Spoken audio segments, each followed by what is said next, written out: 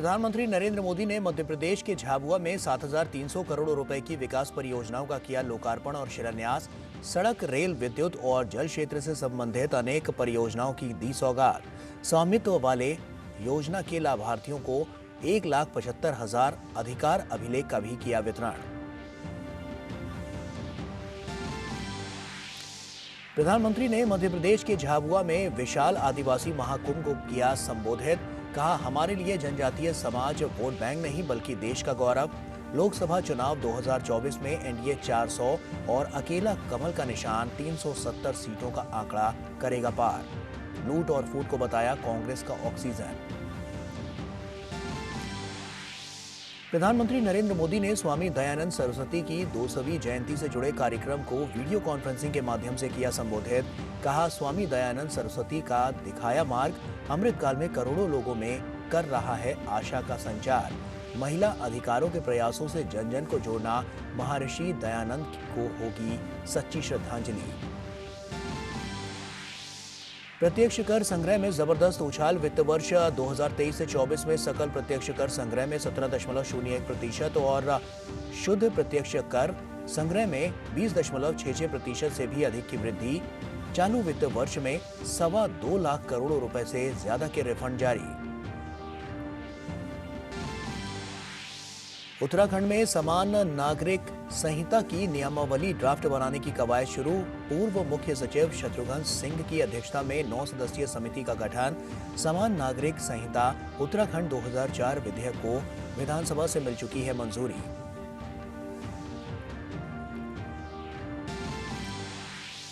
हल्द्वानी हिंसा का मास्टरमाइंड अब्दुल मलिक को उत्तराखंड पुलिस ने दिल्ली से किया गिरफ्तार। पुलिस हल्द्वानी में करेगी पूछताछ। दंगाइयों की गिरफ्तारी के लिए राज्य पुलिस की 12 टीमें की गई हैं गठित।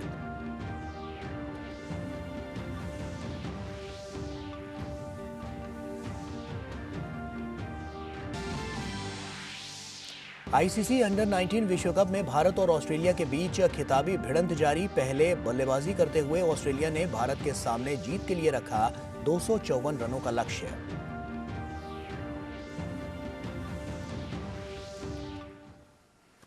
नमस्कार, आप देख रहे हैं डीडी न्यूज। आपके साथ मैं हूं गौरव श्रीवास्तव। प्रधानमंत्री नरेंद्र मोदी ने मध्य प्रदेश के झाबुआ में लगभग 7,500 करोड़ रुपए की विकास परियोजनाओं की सौगात दी। पीएम ने जिन परियोजनाओं का शुभारंभ और शिलान्यास किया उनसे क्षेत्र के जनजातीय समुदाय को विशेष रूप से लाभ होगा। प्रधानमंत्री ने कई रेल परियोजनाओं का भी शुभारंभ और शिलान्यास किया।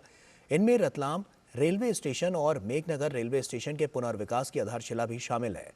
इन स्टेशनों का पुनर्विकास अमृत भारत स्टेशन योजना के अंतर्गत किया जा रहा है। पीएम ने जिन रेल परियोजनाओं का उपहार दिया उनसे रेल अवसंरचना को मजबूत करने में मदद मिलेगी, साथ ही लोगों को बहुत आसानी होगी। प्रधानमंत्री ने झाबुआ में सीएम राइज स्कूल का भी शिलान्यास किया। ये पहल छात्रों को स्मार्ट क्लास, ई लाइब्रेरी आदि जैसी आधुनिक सुविधाएं प्रदान करने की दिशा में बेहद अहम कदम है। प्रधानमंत्री ने मध्य प्रदेश में जलापूर्ति और पीने के पानी की व्यवस्था को मजबूत करने वाली कई परियोजनाओं की भी सौगात दी। पीएम ने मध्य प्रदेश में 3,275 करोड़ से अधिक की गई सड़क विकास परियोजनाओं को राष्ट्र को समर्पित किया। इन परियोजनाओं से सड़क संपर्क में सुधार होगा और क्षेत्र में आर्थिक विकास में भी मदद मिलेगी।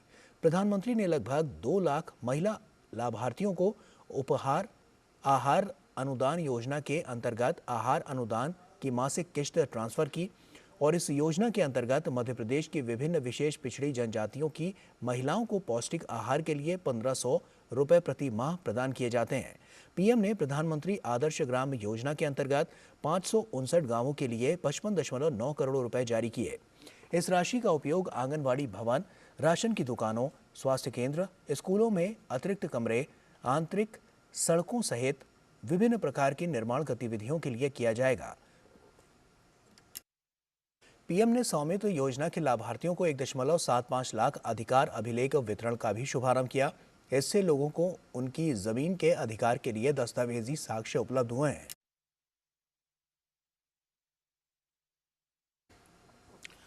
और प्रधानमंत्री नरेंद्र मोदी ने मध्य प्रदेश के झाबुआ में विशाल आदिवासी महाकुंभ को संबोधित किया। पीएम ने जनजातीय समाज के कल्याण के लिए सरकार द्वारा किए जा रहे कामों का जिक्र किया। पीएम ने कहा कि मध्य प्रदेश में डबल इंजन सरकार डबल तेजी से काम कर रही है। प्रधानमंत्री ने कहा कि मध्य प्रदेश में विधानसभा के नतीजे लोकसभा के परिणामों का मिजाज पहले ही बता चुके हैं। पीएम ने कहा कि अब तो विपक्ष के नेता भी कहने लगे हैं कि 24 में एनडीए का 400 पार होगा। इस बार विपक्ष के बड़े बड़े नेता पहले से ही नेता विपक्ष में बोलने लगे हैं, संसद में बोलने लगे हैं। 24 में 400 पार। जब विपक्ष में से आवाज आई 400 पार, तो फिर मैंने कहा देखो भाई, एनडीए की 400 पार की बात तो मैं भी सुन रहा हूं, लेकिन मैं ये भी सुन रहा हूं कि अकेला बीजेपी, अकेला कमल का निशान 370 पार करेगा। विपक्ष के लोगों को जमीनी हकीकत का ये आईना मध्य प्रदेश ने पिछले चुनाव में जनता का मिजाज क्या है वो दिखा दिया है। मध्य प्रदेश को मौका मिला इसलिए दिखा दिया, लेकिन ऐसा ही मिजाज हिंदुस्तान के कोने कोने में है। और पीएम ने जनजातीय समाज के कल्याण को अपना संकल्प बताया। आपका सम्मान भी और आपका विकास भी ये मोदी की गारंटी है। आपके सपने, आपके बच्चों के सपने, नौजवानों के सपने, ये मोदी का संकल्प है।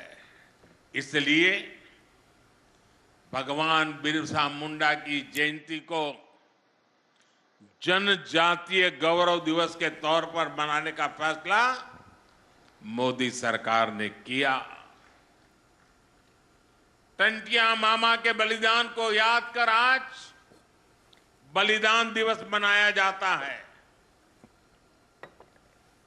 उन्हीं के नाम पर आज मैं युवाओं के लिए क्रांति सूर्य टंट्या भील विश्वविद्यालय की घोषणा कर रहा हूं।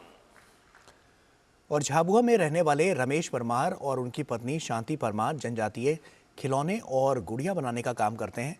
इस काम के लिए परमार दंपत्ति को संयुक्त रूप से साल 2023 में पद्मश्री पुरस्कार मिल चुका है। रविवार को जब प्रधानमंत्री झाबुआ पहुंचे तो परमार दंपति भी प्रधानमंत्री नरेंद्र मोदी को सुनने पहुंचे। इस दौरान वो अपने साथ आदिवासी गुड़िया भी लेकर आए। डीडी न्यूज संवाददाता आदित्य श्रीवास्तव ने पद्मश्री रमेश परमार और उनकी पत्नी पद्मश्री शांति परमार से खास बातचीत की। बताइए, झाबुआ प्रधानमंत्री आए और आप तो झाबुआ के ही हैं और पिछले साल ही आपको संयुक्त रूप से पद्मश्री मिला है, कैसे स्वागत किया उनका? हमारे माननीय प्रधानमंत्री झाबुआ आए, हमें बहुत अच्छा लग रहा है क्योंकि पिछली बार भी हमें दिल्ली मिले थे, हमें वहाँ पर भी मुलाकात बहुत अच्छा लगा। और वर्तमान हम चाहते हैं कि हमारे प्रधानमंत्री इस तरह से आते रहें और हमारे यहाँ के गरीब तबके के लोगों को आत्मनिर्भर भारत के अंतर्गत आगे बढ़ाने का मार्गदर्शन देंगे और अच्छी बात है। किस तरह के खिलौने बनाते हैं आप, क्या क्या बनाते हैं? मैं ये आदिवासी गुड़िया बनाती हूँ, राजस्थानी बनाती, मणिपुरी, राधा कृष्णा और बैलगाड़ी बनाते, तीर कामन बनाते, सभी आइटम बनाते हैं। क्या पद्मश्री का स्वरूप बदला है? अब इसका स्वरूप बदला है।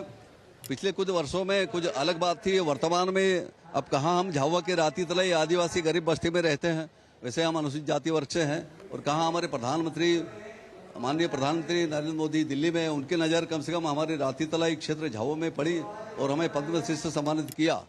यहाँ इससे ये लग रहा है कि वास्तव में जो धरातल पर जिनको पद्मश्री देना चाहिए उन्हीं को दिया जा रहा है, बहुत अच्छी बात है। पद्मश्री से संयुक्त रूप से 2023 में सम्मानित हुए और अब प्रधानमंत्री जब उनके शहर पहुंचे, जब प्रधानमंत्री से दिल्ली में तो वो मिले ही थे जब पद्मश्री उनको मिल रहा था, लेकिन अब जब प्रधानमंत्री उनके शहर पहुंचे तो उनसे भी मिलने पहुंचे और वो गुड़िया, आदिवासी गुड़िया भी साथ लेकर आए, जिसकी वजह से उनको पद्मश्री मिला संयुक्त रूप से।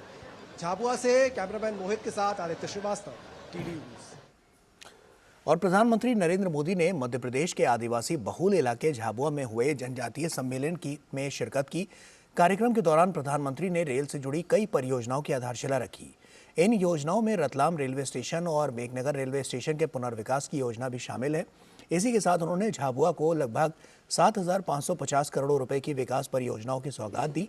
विकास से जुड़ी तमाम योजनाओं को लेकर जनता के बीच खासी खुशी देखी जा सकती है। प्रधानमंत्री ने अपने झाबुआ दौरे के दौरान 400 पार का नारा दिया और इसी के साथ आदिवासी बहुल इलाके झाबुआ से भाजपा ने अपने लोकसभा चुनाव के प्रचार अभियान का शंखनाद भी किया। बीजेपी कार्यकर्ता प्रधानमंत्री को अपने बीच पाकर उत्साहित नजर आए। डीडी न्यूज संवाददाता आदित्य श्रीवास्तव ने भाजपा के कार्यकर्ताओं से खास बातचीत की। कि तमाम वो कार्यकर्ता मेरे साथ मौजूद है जिनको ये मूल मंत्र भी बताया है कि किस तरीके से बूथ मैनेजमेंट के जरिए और बूथ पर किस तरीके से काम किया जाए जिससे भाजपा अकेले ही 370 और 400 पार पूरा एनडीए हो सकता है। कार्यकर्ता कितने उत्साहित है ये बताइए। प्रधानमंत्री को सुना, क्या खास लगा? मंत्र दिया उन्होंने अब की बार 400 पार का। जी, इस बार 400 पार मोदी सरकार, मोदी है तो मुमकिन है। प्रधानमंत्री को चुना, जनजाति के ऊपर उन्होंने आज पूरा भाषण दिया है। जनजाति समूह यहाँ पर इकट्ठा हुआ और उनके बारे में जो योजनाएं बनाई उनको सुनकर बहुत अच्छा लगा। उनका कार्यान्वयन भी वो करेंगे। निश्चित ही 10 साल में प्रधानमंत्री जी ने जो काम किए हैं उसके आधार पर 400 पार होगी। जनजातीय समाज के लिए हमारे प्रधानमंत्री जी ने कई घोषणा एवं योजनाओं को आज भूमि पूजन किया है। निश्चित तौर पे जनजातीय समाज इस बार नरेंद्र मोदी जी को 400 पार यानी धारा 370 हटाई है तो 370 का गिफ्ट तो मिलेगा है, प्लस राम मंदिर का जो इतना भव्य नज़ारा हमने देखा है तो निश्चित तौर पर 400 पार का ये टारगेट 100% पूरा होगा। जो पुरानी सरकार है वो अपने काम के प्रति ईमानदार नहीं थी और मोदी जी में ईमानदार के प्रति कूट कूट के भावना भरी हुई है। और प्रधानमंत्री नरेंद्र मोदी ने स्वामी दयानंद सरस्वती जी की 200वीं जन्म जयंती पर आयोजित समारोह को संबोधित किया। ये समारोह गुजरात के मोरबी में स्थित स्वामी जी की जन्मस्थली टंकारा में हुआ।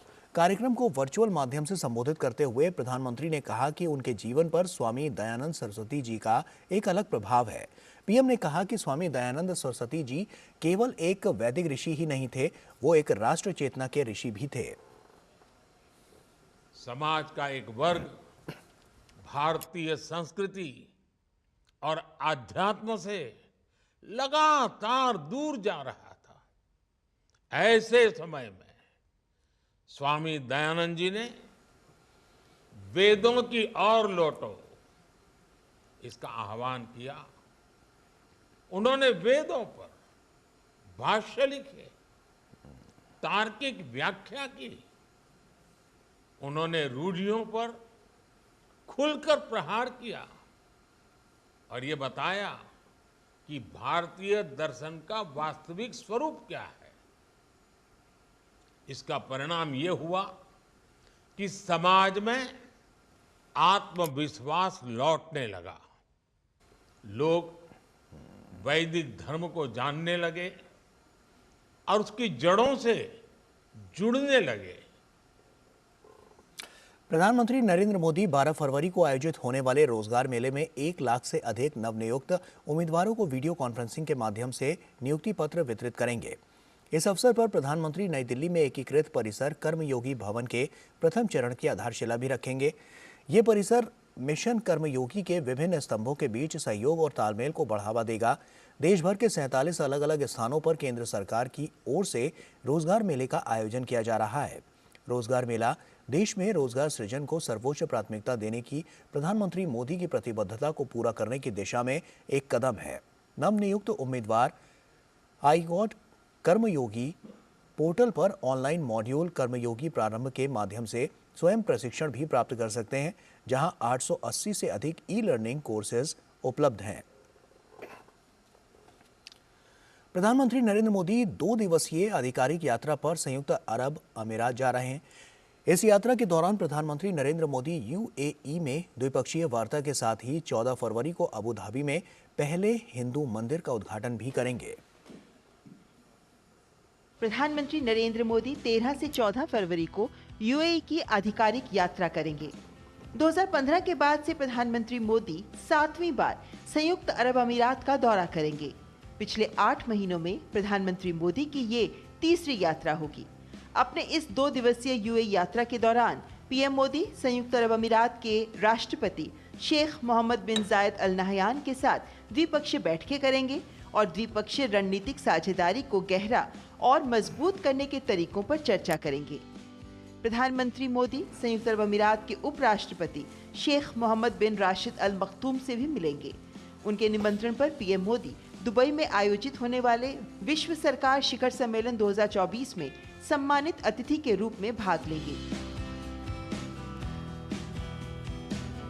यूएई दौरे के दौरान पीएम मोदी अबू धाबी के जायद स्पोर्ट्स सिटी में भारतीय समुदाय को भी संबोधित करेंगे। प्रधानमंत्री मोदी 14 फरवरी को अबू धाबी में पहले हिंदू मंदिर का उद्घाटन करेंगे। इस भव्य मंदिर का निर्माण स्वामी नारायण संस्था BAPS द्वारा किया गया है। मंदिर के अंदर की कलाकृति देखने लायक है और इसमें जटिल नक्काशी और संगमरमर के पत्थरों का इस्तेमाल किया गया है। ये मंदिर संयुक्त अरब अमीरात में रहने वाले लाखों हिंदू समुदाय के लिए आध्यात्मिक आस्था का केंद्र बनने वाला है।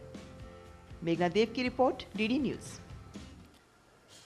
और वहीं पूरा विश्व पेपरलेस करेंसी को प्रोत्साहित कर रहा है, जबकि भारत डिजिटल पेमेंट में विश्व में पहले स्थान पर है।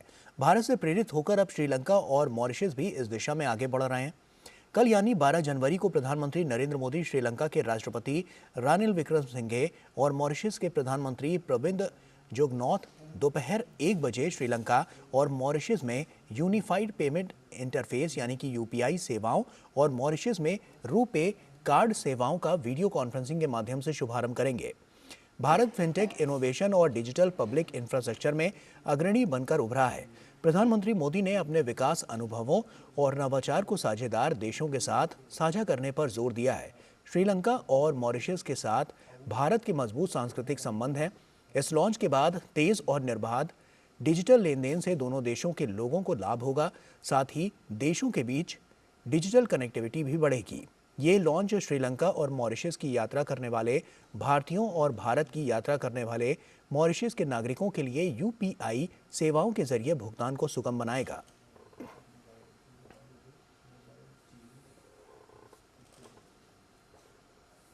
प्रत्यक्ष कर संग्रह के अनंतिम आंकड़ों में लगातार बढ़ोतरी दर्ज की जा रही है। 10 फरवरी 2024 तक सकल संग्रह 18.38 लाख करोड़ रुपए हो गया, जो पिछले वर्ष की इसी अवधि के सकल संग्रह से 17.30% अधिक है। Central board of direct taxes यानी कि CBDT ने एक रिपोर्ट जारी कर यह जानकारी दी।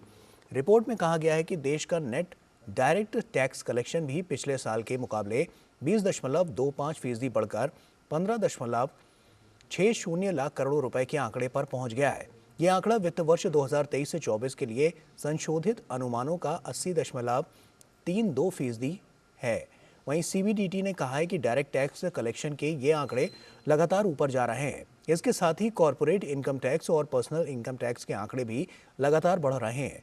कॉर्पोरेट इनकम टैक्स में 13.57% और पर्सनल इनकम टैक्स में 26.91% की वृद्धि हुई है। CBDT के आंकड़ों के अनुसार 10 फरवरी तक 2.77 लाख करोड़ रुपए के रिफंड भी जारी किए गए हैं। और कर्नाटक के मैसूरू में केंद्रीय गृह मंत्री अमित शाह ने सुत्तूर यात्रा महोत्सव कार्यक्रम में वो शामिल हुए। उन्होंने रामलला की प्रतिमा बनाने वाले कलाकार अरुण जोगीराज को सम्मानित भी किया। गृह मंत्री अमित शाह ने इस अवसर पर अपने संबोधन में कहा कि प्रधानमंत्री नरेंद्र मोदी ने हमारे देश की सांस्कृतिक विरासत को विश्व पटल पर गौरवान्वित करने का काम किया है।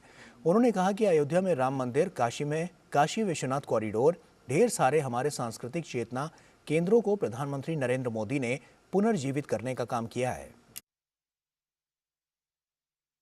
नरेंद्र मोदी जी ने हमारे देश की सांस्कृतिक विरासत को विश्व के पटल पर गौरवान्वित करने का काम किया। अयोध्या में राम मंदिर, काशी में काशी विश्वनाथ कॉरिडोर, महाकाल कॉरिडोर, बाबा केदारनाथ और बद्रीधाम की नगरी का पुनरुत्थान, ढेर सारे हमारे सांस्कृतिक चेतना केंद्र को मोदी जी ने पुनर्जीवित करने का काम किया। केंद्रीय सशस्त्र पुलिस बलों में कांस्टेबल भर्ती परीक्षा को लेकर गृह मंत्रालय की ओर से बड़ा फैसला लिया गया है। देश में पहली बार केंद्रीय सशस्त्र पुलिस बलों में कांस्टेबलों की भर्ती के लिए परीक्षा हिंदी और अंग्रेजी के अलावा 13 क्षेत्रीय भाषाओं में आयोजित करने का फैसला गृह मंत्रालय ने लिया है। देश भर के 128 शहरों में लगभग 48 लाख उम्मीदवारों के लिए 20 फरवरी से 7 मार्च 2024 तक परीक्षा आयोजित की जाएगी। इस बार सीआरपीएफ कांस्टेबल एग्जाम अंग्रेजी व हिंदी के अलावा असमिया, बंगाली, गुजराती, मराठी, मलयालम, कन्नड़, तमिल, तेलुगु, उड़िया, उर्दू, पंजाबी, मणिपुरी, कोंकणी भाषा में आयोजित किए जाएंगे। उत्तराखंड सरकार ने समान नागरिक संहिता विधेयक के विधानसभा से मंजूरी मिलने के बाद इसके सफल क्रियान्वयन के लिए नियमावलियों का ड्राफ्ट भी तैयार करने के लिए ड्राफ्टिंग कमेटी गठित कर दी है। समान नागरिक संहिता को सफलतापूर्वक और प्रभावी ढंग से लागू करने के लिए उत्तराखंड सरकार ने नियमावली ड्राफ्ट बनाने के लिए पूर्व मुख्य सचिव शत्रुघ्न सिंह की अध्यक्षता में 9 सदस्यीय समिति का गठन किया है, जिसमें 4 पदेन सदस्य हैं। समिति यूसीसी के प्रस्तावित अधिनियम के प्रावधानों को सुगमता से लागू करने के लिए तथ्यों का समावेश करेगी। उत्तराखंड सरकार एक्ट बनने के बाद यूसीसी को प्रदेश में जल्द से जल्द लागू करना चाहती है। समान नागरिक संहिता विधेयक उत्तराखंड विधानसभा से पारित हो चुका है। विधेयक राजभवन के माध्यम से राष्ट्रपति को भेजा जाएगा। राष्ट्रपति की मंजूरी के बाद ये अधिनियम बन जाएगा। और उत्तराखंड के हल्द्वानी हिंसा मामले के मास्टरमाइंड अब्दुल मलिक को उत्तराखंड पुलिस ने दिल्ली से गिरफ्तार कर लिया है। अब्दुल मलिक को उत्तराखंड पुलिस दिल्ली से लेकर हल्द्वानी रवाना हुई। अब्दुल मलिक से हल्द्वानी में पूछताछ होगी। हल्द्वानी में हुई हिंसा में अब्दुल मलिक का किरदार काफी अहम बताया जा रहा है। हल्द्वानी में हुई हिंसा के बाद नैनीताल पुलिस ने 5 और उपद्रवियों को भी गिरफ्तार किया है। सीसीटीवी और अन्य साक्ष्यों के आधार पर इनकी गिरफ्तारी की गई है। वहीं बनभूलपुरा क्षेत्र को छोड़कर अन्य क्षेत्रों से कर्फ्यू हटा दिया गया है। कुछ इलाकों में छूट जरूर दी गई है, मगर हिंसा वाले इलाके में अभी भी कर्फ्यू जारी है। इस इलाके में केंद्रीय सुरक्षा बल की 4 कंपनियां तैनात की गई हैं। इसके अलावा 4 और कंपनियां मंगाई जा रही हैं ताकि कर्फ्यू क्षेत्र में कानून व्यवस्था कायम रखी जा सके। वहीं जिलाधिकारी वंदना सिंह के निर्देश पर कर्फ्यू ग्रस्त क्षेत्र बनभूलपुरा में आवश्यक सेवाओं को सुचारू करने के साथ ही मेडिकल स्टोर खुलवाए गए हैं और बनभूलपुरा प्राथमिक स्वास्थ्य केंद्र को खोल दिया गया है। हल्द्वानी के हिंसा प्रभावित क्षेत्र के कुछ हिस्सों में सुरक्षा अधिकारी तैनात किए गए हैं। और वहीं उत्तर प्रदेश विधानसभा और विधान परिषद के सभी सदस्यों ने आज अयोध्या धाम में रामलला के दर्शन किए। समाजवादी पार्टी को छोड़कर सभी पार्टियों के विधायक इनमें शामिल हैं। उत्तर प्रदेश के मुख्यमंत्री योगी आदित्यनाथ और विधानसभा अध्यक्ष सतीश महाना ने भी रामलला के दर्शन किए। मुख्यमंत्री योगी आदित्यनाथ और स्पीकर सतीश महाना ने सभी सदस्यों को रामलला के दर्शन के लिए आमंत्रित किया था। अयोध्या पहुंचने पर उत्तर प्रदेश के मंत्रियों और विधायकों पर लोगों ने पुष्प वर्षा कर उनका स्वागत किया। उत्तर प्रदेश विधानसभा के अध्यक्ष सतीश महाना राम मंदिर के दर्शन कर भाव विभोर हो गए। उन्होंने पुराने दिनों को याद करते हुए बताया कि वो राम मंदिर निर्माण से जुड़े हर महत्वपूर्ण क्षण का हिस्सा थे। भाव लूं क्योंकि इस स्थान पर जब आया था तब यहाँ पर एक ढांचा खड़ा था जो 6 दिसंबर को हमारे सामने टूटा था। मैं उस समय यहाँ पर आया था कि जिस समय 1990 में जिस समय यहाँ पर गोली चली थी, मैं उस समय यहाँ पर आया था जिस समय चबूतरे का निर्माण हुआ था। मैं उस समय यहाँ पर आया था जिस समय यहाँ का शिलान्यास हुआ था। मैं उस समय यहाँ पर आया था जिस समय यहाँ पर मंदिर का निर्माण शुरू हुआ। और आज सबसे सौभाग्य की बात है, भगवान के प्रत्यक्ष रूप से दर्शन करने का अवसर प्राप्त हुआ। भावुक हूँ, समर्पित हूँ भगवान के चरणों में। और वहीं बिहार में फ्लोर टेस्ट से पहले सियासी हलचल तेज है, जहां आरजेडी की बैठक के बाद तेजस्वी यादव ने अपने विधायकों को उनके ही आवास पर रुकने के लिए कहा है। तो आज बिहार सरकार में मंत्री विजय कुमार चौधरी के आवास पर जेडीयू विधायकों की बैठक चल रही है। बिहार के मुख्यमंत्री और जेडीयू के राष्ट्रीय अध्यक्ष नीतीश कुमार कल 12 फरवरी को शक्ति परीक्षण से पहले पार्टी विधायकों की बैठक के लिए पार्टी नेता और राज्य मंत्री विजय कुमार चौधरी के आवास पर पहुंचे। बिहार में नीतीश कुमार की अगुवाई में एनडीए की नई सरकार को विधानसभा में कल विश्वास मत हासिल करना है। इस बीच बिहार के उप मुख्यमंत्री विजय कुमार सिन्हा और भाजपा विधायक गया के महाबोधि रिजॉर्ट से पटना के लिए रवाना हो चुके हैं। बिहार विधानसभा में कल होने वाले फ्लोर टेस्ट से पहले केंद्रीय मंत्री नित्यानंद राय ने कहा कि एनडीए कल बहुमत हासिल करेगी। एनडीए के सारे लोग एकजुट हैं और तेजस्वी जी को कल पता चलेगा। वो अपना घर देखें, अपना घर बचाएं। कोई तस्वीर नहीं है। एनडीए के सारे लोग एकजुट हैं और तेजस्वी जी उसको कल पता चलेगा। वो अपना घर देखें, अपना घर बचाए।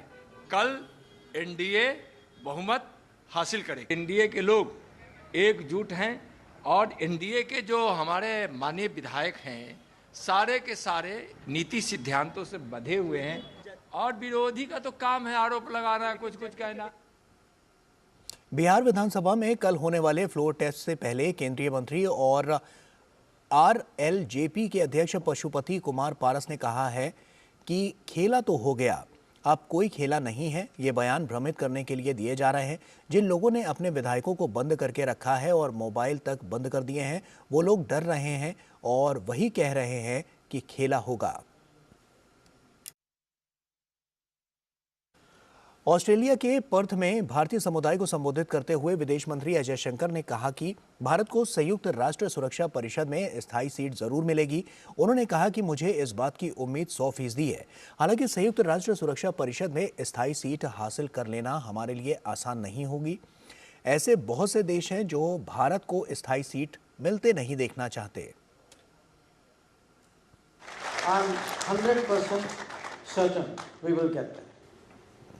But I will also tell you this honestly, we will not get there easily because world is competitive. There will be those who will try to block us, who will make that passage difficult, who will put some kind of obstacle, some kind of argument in the way. Culture. So that sense today that India is trusted, India is well regarded, a lot of people want to see us. And you know, it's a very interesting thing. In the UN, actually every year in different bodies of the UN, there are elections. If you look, India is one of those countries which consistently does well in those elections. We often do better in those elections than the 5 who are already in the Security Council. So that should tell us something, you know, that we enjoy in that sense the trust and confidence of the world. So our time is coming, you know, but we have to work for it. We have to make sure at home we get everything right, that the path we have followed, we now need to sort of accelerate that and go forward. And I'm sure as that takes place, we will get. और इसी के साथ फिलहाल इतना ही। दीजिए इजाजत। नमस्कार।